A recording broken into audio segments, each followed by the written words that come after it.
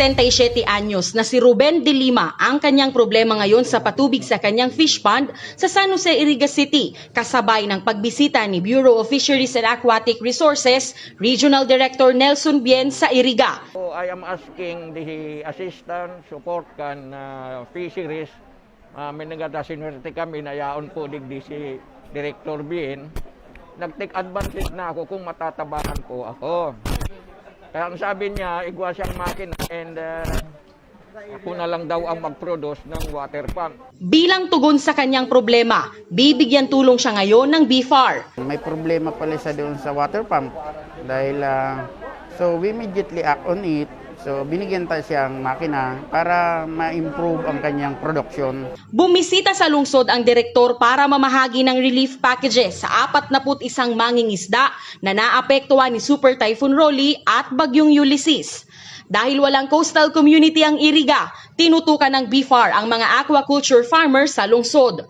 Sa Tao-Takayan, fingerlings, tapos we are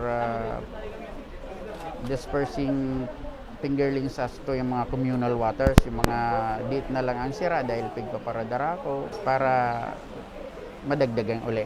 Tuloy-tuloy rin hanggang ngayon ang kaliwat kanang programa ng City Agriculture Office para sa mga Irigenyo. Ang programa po ng agriculture, lalong-lalo na sa fisheries in vegetables, sa visible kaya ako, magayon po ang programa niyan dahil kami po niyan nag-barabarangay kami, tigtataomi sa mga vegetables sa tangani pong maggibunin ng tanom dahil baga itong nakaaging bagyo, kadako na distroso. Nagpapasalamat po ako sa suporta kan LGU, assistant digdi sa manungod sa agriculture, particularly po sa fisheries. Ako nagpapasalamat kan LGU, tamon yan yan kasi nakaiba ko ng inapudan.